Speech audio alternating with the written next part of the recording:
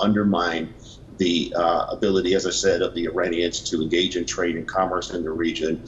And it appears that what is happening is that anti-Iranian forces internationally have created one situation after another that they're trying to use as a provocation.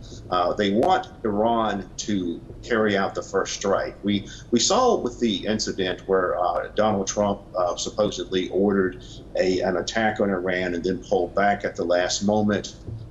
There's been some discrepancies in terms of what actually happened during that particular incident. But we see that one situation after another has been rolled out where there's been some kind of effort to escalate hostilities or instigate hostilities with Iran, whether it's claims that Iran somehow supposedly attacked the tankers in the Gulf of Oman, or whether it's some other issue. We see one incident after another being rolled out. And this appears to be the latest incident. It appears to be that there was we don't really know where this tanker came from. We don't really know where this tanker came from. It appears to be, though, that it was some kind of setup. It looks like that, once again, there's some kind of pretext that's being created through which Iran can be accused of somehow violating international law or carrying out an act of war or acting aggressively. So we don't really have a lot of information about this. This is something that just happened recently. Exactly.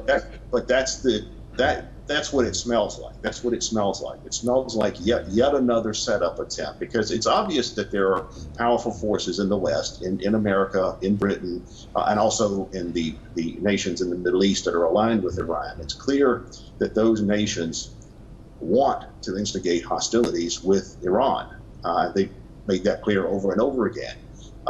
Donald Trump himself may be reluctant to pursue that, but there's clearly a lot of powerful forces that want to do this. They want to continue to escalate hostilities with Iran. And as we've seen, there's been one setup attempt after another, one pretext that's been that these elements have tried to create after another. And this just seems to be the latest in a series of events. And Keith, there's also another aspect. Iran is in charge of providing security in the Persian Gulf. It has stressed time and again that it wants security in the region for its own trade and for others.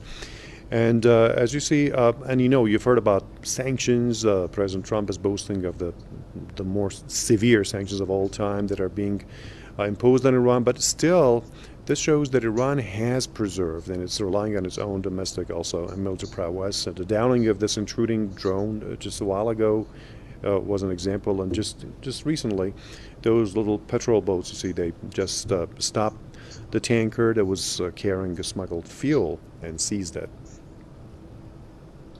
Yeah, and all of these things are part of this ongoing series that I was describing. It's really fascinating to watch, because it's clear that external powers are creating one situation after another where they're trying to lure Iran into some kind of trap.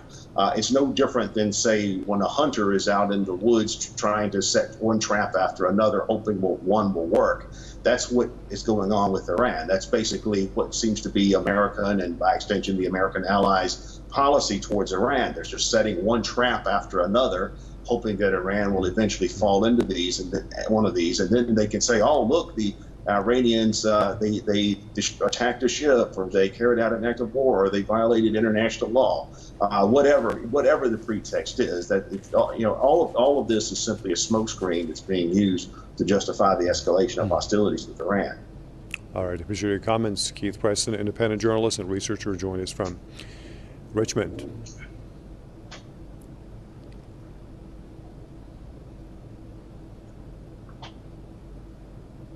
And we're just talking about this footage that we received from IRGC that just announced a seizure of a tanker. We don't have accurate information where it came from exactly. I read something from Panama.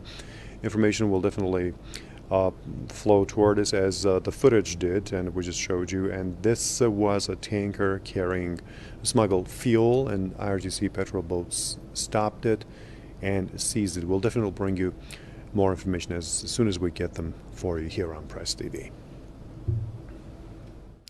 And with this, we go back to our normal course of programming.